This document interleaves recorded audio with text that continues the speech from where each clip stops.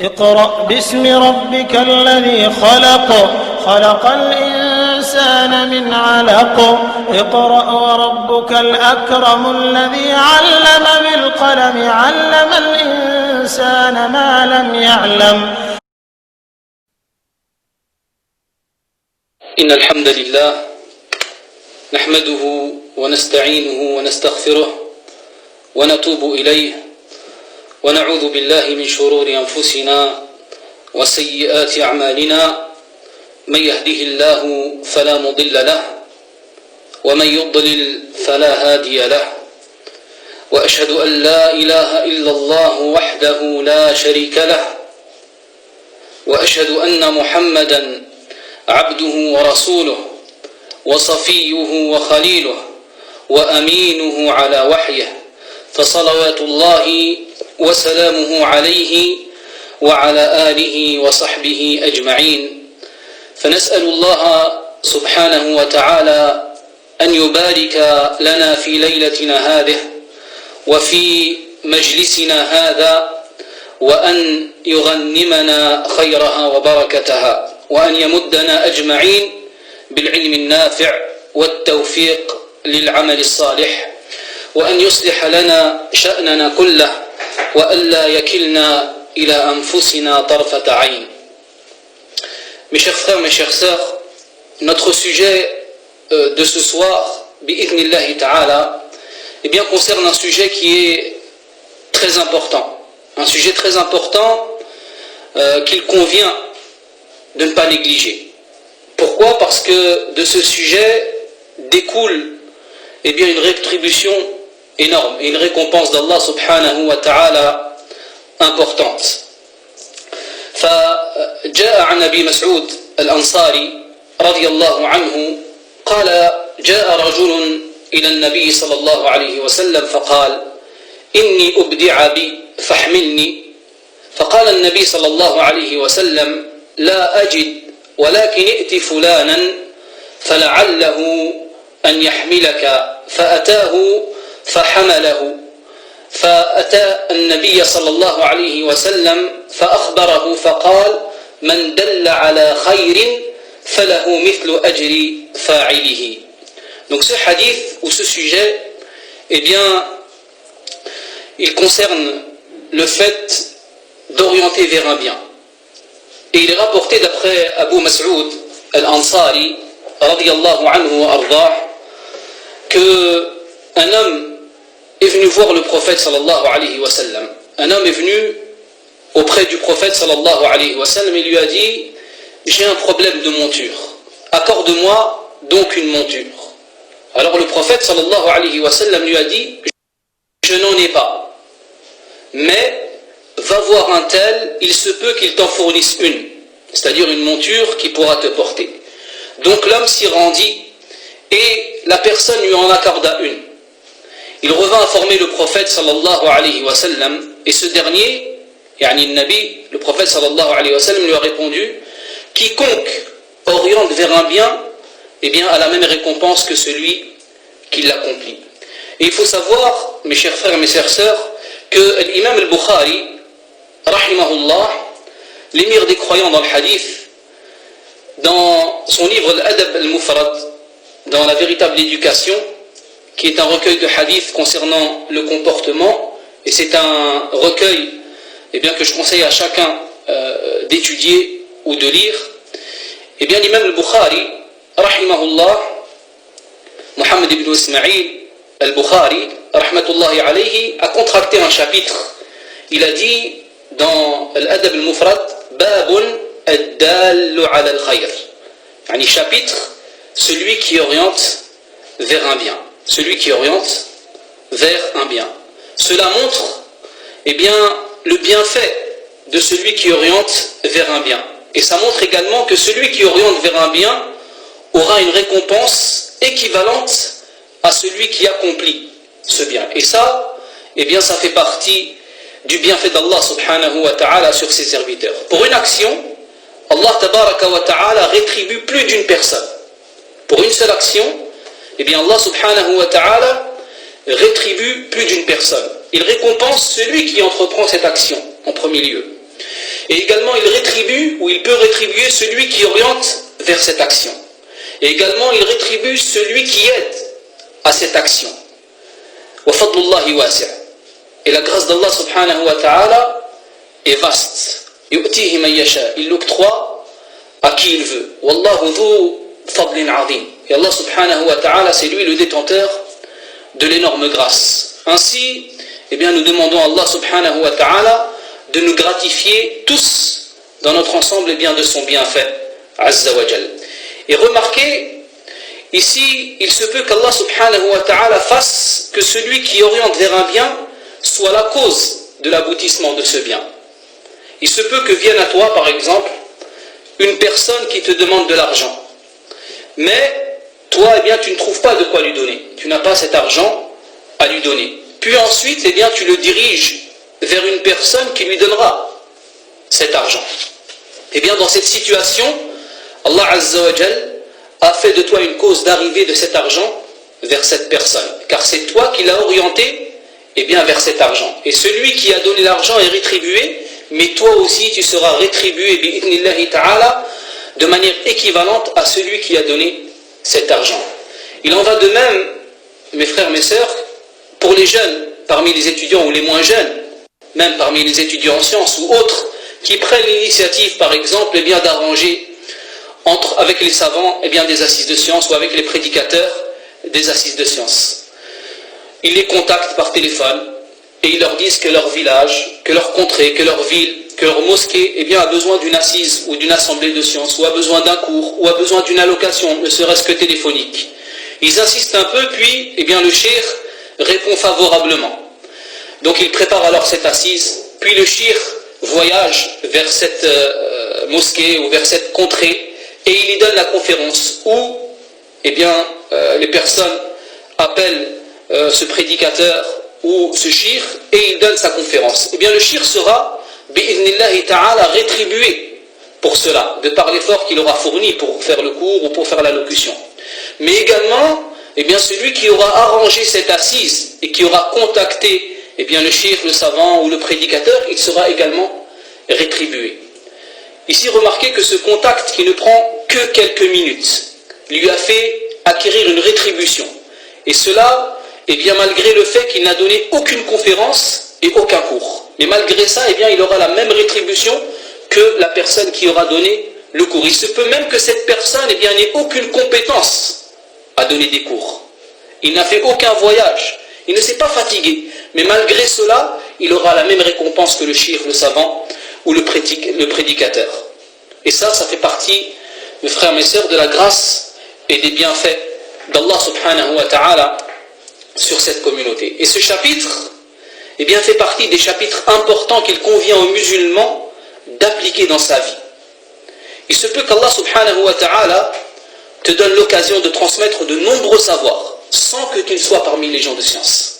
Allah Azza wa Jal, il se peut eh bien, qu'il te donne l'occasion de transmettre de la science sans que tu fasses partie des gens de science. Et cela comment? Eh bien en propageant les audios et en propageant les livres des gens de science ou en orientant les gens vers les assises des savants et en les exhortant à y assister. Et le prophète sallallahu alayhi wa sallam dans ce hadith d'Abu Mas'ud al-Ansari, il dit quiconque oriente vers un bien a la même récompense que celui qui l'accomplit. Ce grand bienfait d'Allah, ce grand bienfait dont Allah subhanahu wa ta'ala a gratifié celui qui montre un bien, eh bien elle pousse la personne à être motivé encore plus concernant ce chapitre et ce sujet, qui est d'orienter eh bien, vers le bien. Et ce chapitre, ce sujet, celui qui oriente vers un bien, et le hadith du prophète sallallahu alayhi wa sallam, quiconque oriente vers un bien a la même récompense que celui qui l'accomplit, nous montre également eh bien, la récompense énorme qu'Allah Azza wa Jal a octroyée à notre prophète Muhammad sallallahu alayhi wa sallam. Pourquoi? Parce que le bien qui est dans cette communauté, le bien que nous possédons dans notre communauté, eh bien, ne nous est arrivé que par l'intermédiaire de notre prophète Muhammad salawatullahi wa salamuhu alayhi. C'est lui qui a orienté sa communauté vers ce bien. Le prophète sallallahu alayhi wa sallam, aura la récompense de chaque œuvre pieuse accomplie par chaque musulman, que ce soit à son époque, ou à l'époque des successeurs, ou à l'époque des successeurs de ses successeurs, et cela tant qu'Allah Azza wa Jal fait hériter la terre et ceux qui s'y trouvent. Le prophète sallallahu alayhi wa sallam aura la récompense pour chaque musulman qui accomplit un bien. De même, eh bien, les nobles compagnons, radiyallahu anhum wa ardahum, lorsque nous lisons par exemple un hadith d'après Abu Mas'ud al-Ansari, d'après Abu Huraira, d'après Muawiyah ibn Abi Sufyan, d'après Abu Bakr, d'après la mère des croyants, Aïcha, radiyallahu anhum ajma'in, lorsque nous lisons les ahadiths et que nous apprenons la science, eh bien ces gens-là seront rétribués. Et il en va de même pour nos savants, parmi eux les 4 savants des écoles, l'imam Malik, l'imam Ahmad, l'imam Shafi'i, l'imam Abu Hanifa et d'autres contemporains ou anciens, et leurs ouvrages et les ouvrages qu'ils ont laissés et les orientations qu'ils ont laissées, eh bien ils seront rétribués pour cela. Ils seront rétribués pour cela. Ces gens-là sont dans leur tombe et ils ne cessent chaque jour, plus encore, chaque heure, chaque instant, eh bien d'être récompensés. Et leur récompense, eh bien elle leur parvient alors qu'ils sont, eh bien dans leur tombe. La récompense, elle leur parvient alors qu'ils sont, eh bien dans leur tombe. Alors que certaines personnes sont sur terre, elles sont bien vivantes et elles ne sont pas rétribuées. Elles sont vivantes et elles ne sont pas rétribuées. En réalité, eh bien, ce sont eux qui sont morts et qui sont décédés. Plus encore, certains marchent sur cette terre et en plus eh bien, de ne pas se restreindre, à ne pas prendre de récompense, eh bien, ils ne cessent de prendre des péchés. Et ils ne cessent de se charger de fardeaux et de mauvaises actions et de péchés. Alors que certains eh bien, sont dans leur tombe et ils ne cessent jusqu'à l'heure d'aujourd'hui et jusqu'à eh bien, la fin des temps de récolter des bonnes actions.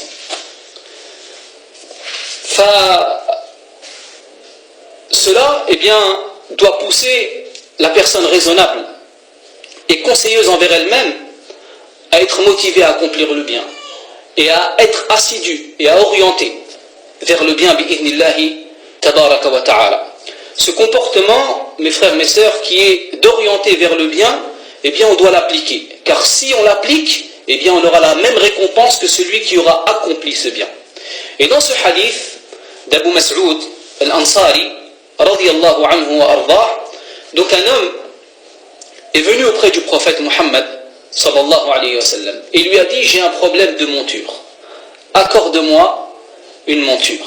Donc il demande au prophète sallallahu alayhi wa sallam de lui accorder une monture, car eh bien, il a un problème, c'est-à-dire que sa monture est devenue faible. Il s'est produit quelque chose avec sa monture qui n'a pas coutume de se produire, car en temps normal, eh bien, sa monture est puissante et n'a aucun mal à le supporter. Et il se déplace avec sans souci. Mais eh bien, il s'est passé quelque chose qui fait que eh bien, sa monture ne peut plus le porter.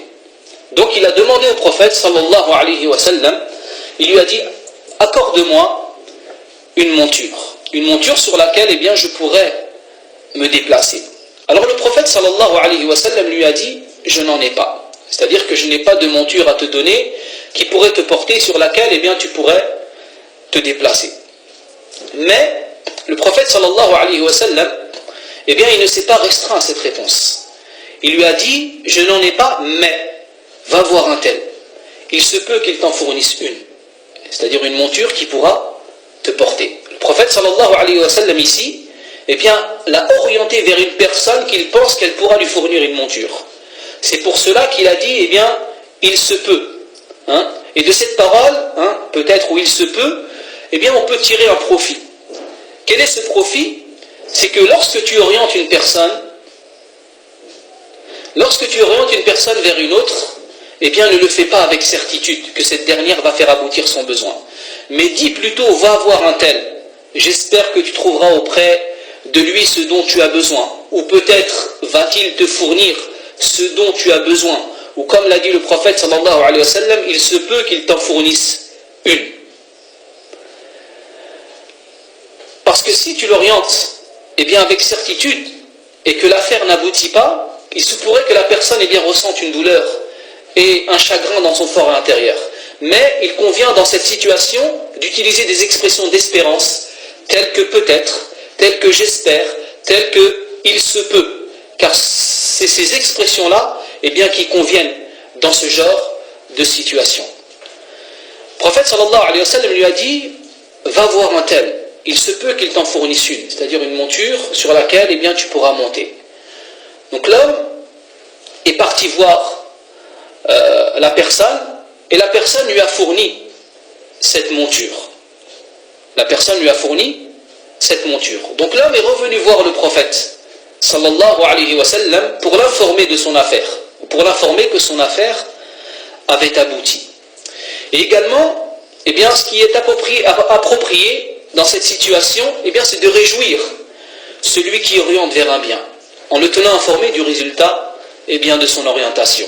Et il y a dans cela de nombreux bénéfices. Parmi ces bénéfices, du fait de tenir informé du résultat de l'orientation d'une personne, ça le réjouit. Ça réjouit celui qui oriente vers ce bien, en lui disant que cette orientation a donné un résultat et qu'il sera rétribué en ayant orienté son frère vers l'aboutissement de ce bien. Et également, parmi les résultats ou des bénéfices de tenir informé du résultat de l'orientation d'une personne, ça va le motiver encore plus à œuvrer bi'idhnillahi ta'ala dans le bien, ou à orienter encore plus vers le bien. Car rien que le fait de conseiller et aider ses frères est récompensé, même si cela n'aboutit pas. Et il faut savoir, mes chers frères et mes chères sœurs, que le fil et le contexte du hadith, il implique la généralité. C'est-à-dire, le prophète sallallahu alayhi wa sallam a dit, quiconque oriente vers un bien.